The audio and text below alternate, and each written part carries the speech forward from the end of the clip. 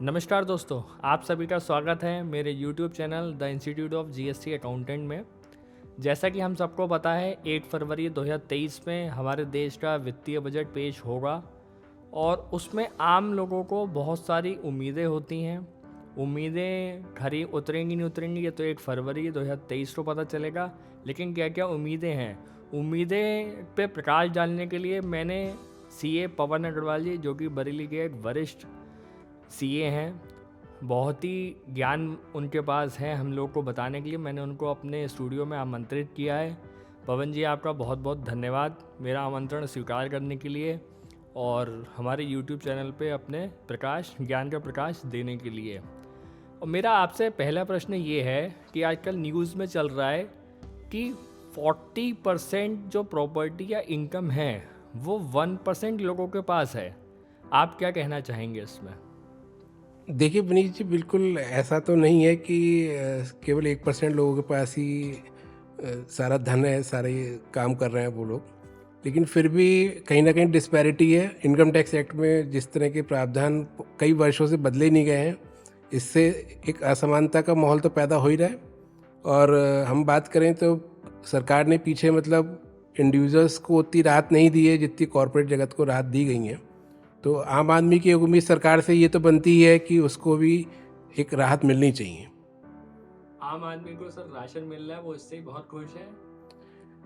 हाँ, एक सर्टेन वर्ग को आप कह सकते हैं कि राशन मिल रहा है, लेकिन जो एक टैक्स पेयर वर्ग है, जो एक बिजनेस क्लास है, एक जो सैलरीड क्लास है, एक निम्न वर्ग को राशन मिल रहा है, वो उससे खुश है। ये बहुत अच्छी बात है देश के लिए।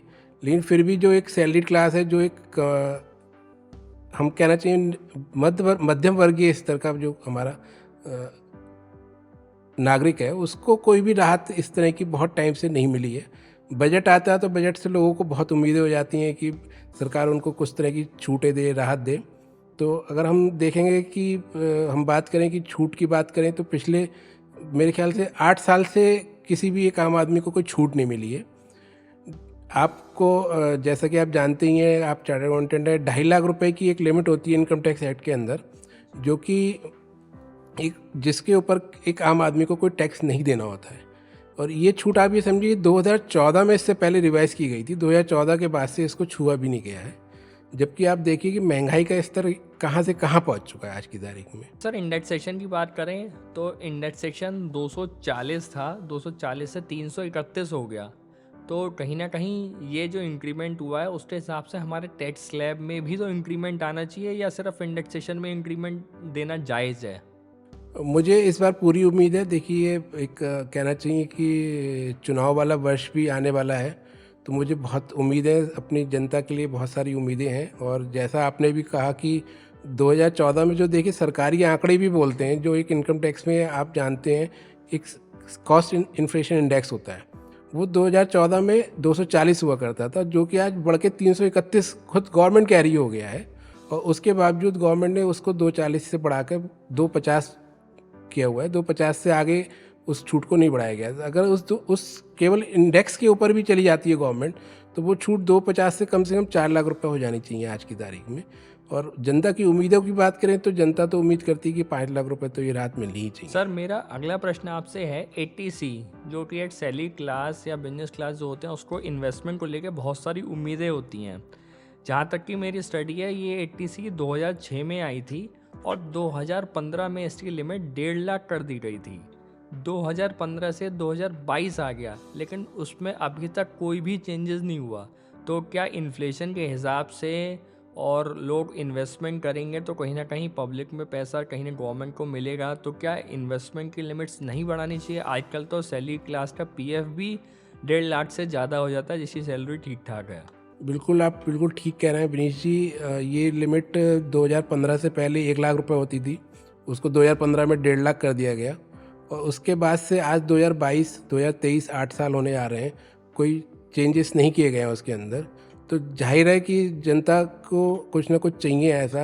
आप देखें कि इन्फ्लेशन इतनी गति से बढ़ गया है, इतनी तेज़ी से बढ़ गया है, और छूट वहीं की वहीं है। ना तो बेसिक एग्जामेशन बढ़ाया, और ना ये जो छूट 80C में दी जाती है, ये 1.5 लाख रुपए दी जाती है। वो ऐसा लगता है कि जनता को कम से कम उम्मीद है कि वो बढ़ा के 2.5 लाख रुपए तो करनी ही चाहिए इस बजट के अंदर। मेरा अगला प्रश्न सर आपसे ये है कि सेक्शन 87 ए जो इंट्रोड्यूस हुआ था, जिसमें सरकार ने 12,500 की टैक्स बेनिफिट इंडिविजुअल्स को दिए, तो क्या ये दो लोगों के साथ असमानता का व्यवहार नहीं है कि मेरी अगर इनकम 4,99,999 है तो मुझे कोई टैक्स नहीं देना है, और अगर मेरी इनकम 5,01,000 रुपये है तो मुझे डायरेक्ट 12,500 रुपये टैक्स देना है, यानी मैं 2 रुपये की इनकम पे 12,500 टैक्स दूंगा। क्या ये जायज़ है? बिल्कुल, आपने बिल्कुल ही ठीक कहा विनीश भाई कि ये जो एक बड़ा हास्यास्पद सा एक प्रोविज़न है इस इनकम टैक्स एक्ट के अंदर, आप अगर देखें तो इस तरीके के कुछ प्रोविजंस कैपिटल गेन में भी हैं, कुछ सरचार्ज को लेके भी हैं, जहाँ पे कि मार्जिनल रिलीफ देती है गवर्नमेंट। अगर एक सर्टेन लिमिट्स के ऊपर कोई छूट को ख़त्म किया जाता है तो गवर्नमेंट ने ज़्यादातर जगह इनकम टैक्स में प्रावधान किया हुआ है। जैसे कि आप 87A की बात कर रहे हैं, वो छूट क्या है कि 12,500 रुपये की छूट उस व्यक्ति को मिल जाती है जिसकी सालाना आय 5 लाख रुपये तक की है, और जैसे ही उसकी इनकम 5,01,000 होती है वैसे ही वो पूरी की पूरी छूट 12,500 की ख़त्म हो जाती है। तो कम से कम अगर कुछ और एग्जाम्पशन लिमिट नहीं भी बढ़ाती है गवर्नमेंट, तो ये प्रावधान को चेंज करके ये तो करना ही चाहिए कि जिन भी व्यक्तियों की इनकम कम से कम 5,12,500 से ऊपर होगी उन्हीं से हम ये 12,500 लेंगे। अगर 5,12,500 से नीचे की किसी की कोई इनकम है तो गवर्नमेंट को ये प्रयास करना चाहिए या ये प्रावधान लाना चाहिए कि वो कम से कम 5,12,000 उस उतना टैक्स को भी घटा दें। अभी इससे हो क्या रहा है कि लोग डरते हैं 5 लाख से ऊपर का नक्शा फाइल करने में। कुछ लोग हो सकता है कि देश में 5 लाख का नक्शा ऊपर फाइल करना चाहते हो लेकिन सिर्फ इसी वजह से ना कर पाते हो, तो गवर्नमेंट को कहीं ना कहीं प्रावधानों की वजह से नुकसान भी हो रहा है। अच्छा, मेरा एक और आपसे प्रश्न है। लोग कहते हैं देश में मद्दा है, मंदी का माहौल है, बिजनेस नहीं चल रहे हैं, लेकिन आंकड़े कुछ और कहते हैं। लास्ट ईयर कलेक्शन जो डायरेक्ट टैक्स का था वो 13.63 लाख करोड़ रुपीस था, जो इस साल बढ़ के 16.1 लाख करोड़ रुपीस हो गया। तो ये तो साफ साफ संदेश दे रहा है कि कहीं ना कहीं व्यापार बढ़ रहा है, लोग टैक्स पे करना चाह रहे हैं और पे कर रहे हैं। निश्चित तौर पे भारत और दुनिया की जो अर्थव्यवस्था है उससे बहुत सुदृढ़ स्थिति में खड़ा हुआ है। पीछे सरकार ने जो कदम उठाए हैं व्यापार को बढ़ाने के लिए, इंडस्ट्रीज़ को बढ़ावा देने के लिए डिफरेंट PLI स्कीम्स भी गवर्नमेंट टाइम टू टाइम लाई है। निश्चित ही तौर से उससे देश में अर्थव्यवस्था सुधरी तो है ही, और व्यापारी वर्ग में हम देखेंगे कि व्यापारों ने भी ग्रोथ किया। ये आपके आंकड़ों भी जैसा बोल रहे हैं, व्यापार बड़ा है हिंदुस्तान के अंदर। आम आदमी की ज़रूरतें क्या होती हैं? रोटी, कपड़ा और मकान। ये आम आदमी का ही प्रश्न मैं आपसे पूछना चाह रहा हूँ कि आज की डेट में मकान अगर मैं किसी भी छोटे शहर में भी खरीदने जाऊँगा तो 50-60 लाख रुपए से कम का मकान नहीं है, और 50-60 लाख रुपए के लिए अगर मैंने 50 लाख रुपए का लोन ले लिया, उस पे हाउसिंग लोन का इंटरेस्ट जितने पिछले 8 साल से लगातार बढ़ रहा है, तो वो 2 लाख रुपए तो नॉर्मल क्रॉस हो ही जाता है। क्या सरकार को जो 2014 में हाउसिंग लोन के इंटरेस्ट की इन्होंने लिमिट बढ़ाई थी, क्या वो इस साल बढ़नी नहीं चाहिए? और अगर ये बढ़ेगी तो क्या रियल एस्टेट में इसका इफेक्ट नहीं पड़ेगा? बहुत ही सही आपने पॉइंट रेज किया है विनीश जी।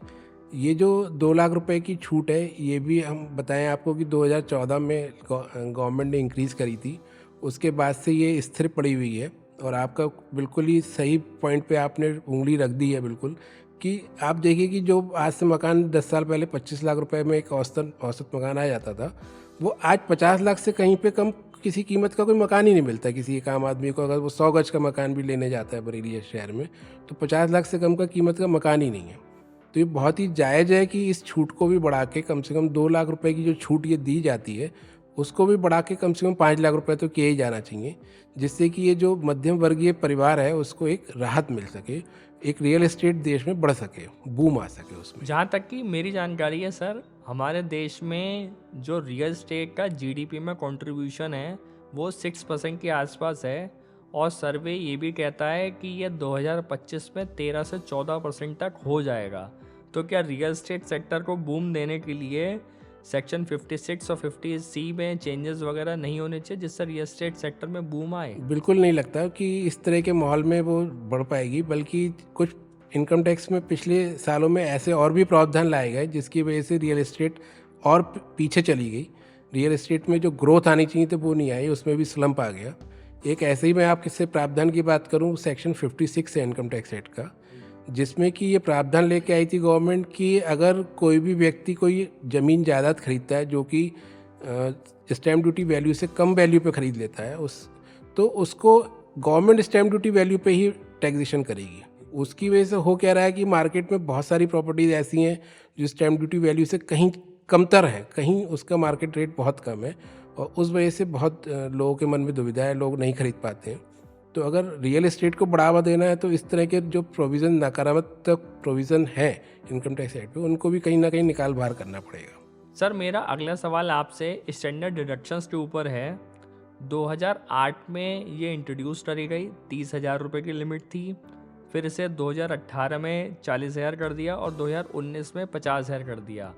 लेकिन जिस हिसाब से हमारी इंडेक्सेशन कॉस्ट इन्फ्लेशन बढ़ रहा है, क्या ये स्टैंडर्ड डिडक्शन की अमाउंट में चेंजेस नहीं होना चाहिए? ये बहुत ही अच्छा बिंदु है आपका। देखिए क्या होता है कि आज वेतनभोगी वर्ग जितना भी है और अगर हम उनको इनकम टैक्स एक्ट के मद्देनज़र देखें तो इनकम टैक्स वर्ग को आज किसी भी तरह की कोई और छूट नहीं है। एक स्टैंडर्ड डिडक्शन ही ऐसी छूट है जो उसको मिलती है। तो ये आप देखें, जबकि बिजनेसेस में जितनी ग्रोथ आ गई सब आ गया, जितने खर्चे सैलरी टू लोगों के बढ़ गए, आज की तारीख में ज़रूरत है कि इस जो स्टैंडर्ड डिडक्शन की छूट है वो 50 लाख से कम अगर हम इन्फ्लेशन को ही मद्देनज़र रखें तो 75,000 रुपये तो ये कम से कम कर ही देना चाहिए गवर्नमेंट को। सर मेरा अगला प्रश्न आपसे ये है, हम लोग न्यूज़ में भी लगातार सुनते हैं कि ये जो सरकार है ये कॉरपोरेट सरकार है। कॉरपोरेट सरकार मतलब कॉरपोरेट्स को कहीं ना कहीं फ़ायदा देती है। और इसका एक उदाहरण ये भी है कि सैलरीड क्लास जो होता है वो 30% का हायर रेट टैक्स देता है, लेकिन अगर आप कॉरपोरेट्स हो और आप अगर कुछ बेनिफिट्स या कुछ स्कीम्स में कवर होते हो तो आपको मैक्सिमम 22% का टैक्स देना पड़ता है। तो ये क्या असमानता का माहौल नहीं है एक आम आदमी में जो सैलरी से मेहनत करके पैसे कमा रहा है और कॉरपोरेट्स में जहाँ पे 22% का बेनिफिट है? क्या ये दोनों सेम नहीं होने चाहिए? बिल्कुल, ये आपने ऐसा मुद्दा दे दिया जो विपक्ष के कानों तक चला गया तो बहुत ही उसके लिए बहुत बड़ा मुद्दा मिल जाएगा। कॉर्पोरेट जगत को वाकई में गवर्नमेंट ने बहुत सारी छूटें दी, जैसा मैं पहले भी जिक्र कर रहा था आपसे। अगर किसी कोई कंपनी करदाता है और उस कंपनी में काम करता है तो उसको आज की तारीख में कुछ कंडीशंस पूरी करने पे 22% तक टैक्स उसके ऊपर है। जब मतलब अगर हम बात करें हाईएस्ट स्लैब से तो 8% तक की छूट उसको एक्स्ट्रा मिली हुई है। जबकि एक आम आदमी, एक आम नागरिक जो देश के लिए इतना कमा के टैक्स दे रहा है, उसके ऊपर बोझ बहुत ज़्यादा है।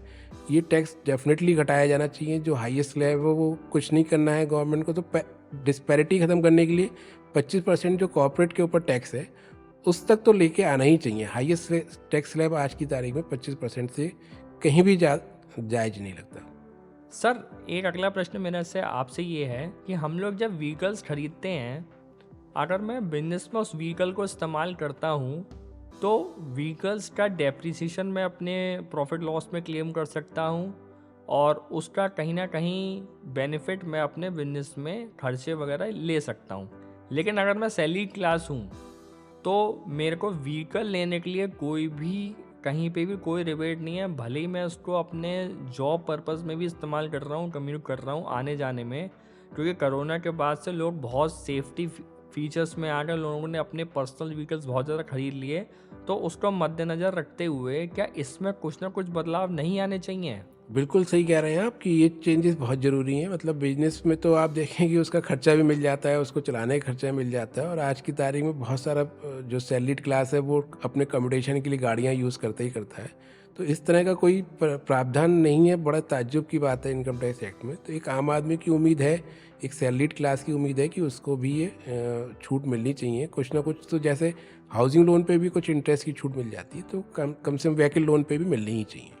सर मैं एक स्टडी में पढ़ रहा था कि अगर मैं टैक्स पेयर हूँ और मैं अपने लाइफ लॉन्ग टैक्स पे करता रहा, लेकिन अनफॉर्चुनेटली मेरे साथ कोई दुर्घटना हो गई और मैं अब काम करने की सिचुएशन में नहीं हूँ, क्या कुछ ऐसा प्रोविज़न सरकार नहीं लाना चाहिए जिसमें वो जो टैक्स का कंट्रीब्यूशन मैंने किया है मुझे उसका कुछ हिस्सा वापस मिले?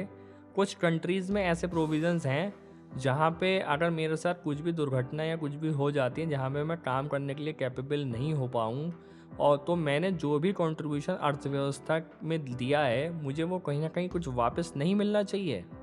ये बिल्कुल ठीक ही बात कही है आपने कि हिंदुस्तान जैसे इतने बड़े देश में कोई भी सोशल सिक्योरिटी नहीं है, कोई ओल्ड एज सिक्योरिटी नहीं है। इस मामले में मैं तारीफ़ करूँगा सरकार की कि पीछे जैसे एक आयुष्मान योजना लेके आए, उससे बहुत ही एक पूरे काफ़ी लाभ बड़ा वर्ग को लाभ मिला। अगर इस तरह की स्कीम्स लाएँगे तो जो टैक्स पेयर्स हैं देश के, उनको भी एक प्रेरणा मिलेगी कि आज हम टैक्स दे रहे हैं तो कम से कम हमारे बुढ़ापे का सहारा है, हम नहीं होंगे तो कम से कम हमारे परिवार को देखने के लिए गवर्नमेंट कुछ देने वाली है। तो एक बहुत ही अच्छा प्रेरणा का स्रोत है। आपके ने जो ये बिंदु उठाया है बहुत ही अच्छा और बहुत ही काबिल तारीफ़ लगता है मेरे को। गवर्नमेंट को निश्चित ही तौर पे इसके ऊपर कुछ ना कुछ काम करना चाहिए। एक मेरा प्रश्न आपसे और है कि अगर मैं 30% टैक्स दे रहा हूँ तभी भी मैं टोल की उसी लाइन में खड़ा हूँ, अगर मैं 20% टैक्स दे रहा हूँ तो भी मैं उसी लाइन में खड़ा हूँ, अगर मैं 10% दे रहा हूँ तो भी उस टोल टैक्स की लाइन हो, चाहे मेडिकल बेनिफिट की लाइन हो, चाहे कोई भी लाइन है हो, मैं लाइन में ही खड़ा हूँ।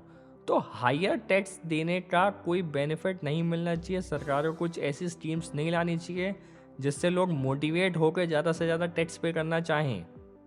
आपको इसमें क्या लगता है? बिल्कुल ठीक कह रहे हैं आप कि कहीं न कहीं गवर्नमेंट को ये एक हायर जो टैक्स लोग दे रहे हैं, उनको कहीं न कहीं कुछ न कुछ इस तरह का एक प्रेरणा स्रोत देना चाहिए, जिससे कि लोग अपनी आएँ और स्वेच्छा से इस टैक्स की कंप्लायंस करें।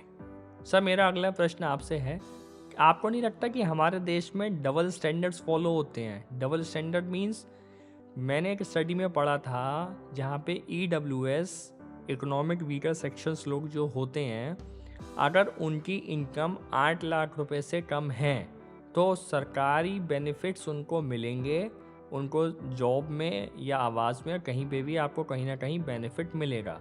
और एक तरफ सरकार कहती है अगर 2.5 लाख से ऊपर आपकी इनकम है तो आपको टैक्स पे करना पड़ेगा। तो ये क्या असमानता खाई जो है बढ़ती जा रही है, समझ में नहीं आता कौन सही कह रहा है और कौन सही नहीं कह रहा है। ये बहुत ही रुचि का विषय है। अभी अगर मैं बताऊं विनीश भाई आपको, तो हाल फिलहाल में एक मद्रास हाई कोर्ट में इसको लेके किसी ने रिट भी फाइल करी और ये कहा कि आप सरकार कहना क्या चाहती है कि क्या मतलब 8 लाख रुपए वाले तो इकोनॉमिकली वीक हैं और 2.5 लाख रुपए वाले रिच हैं।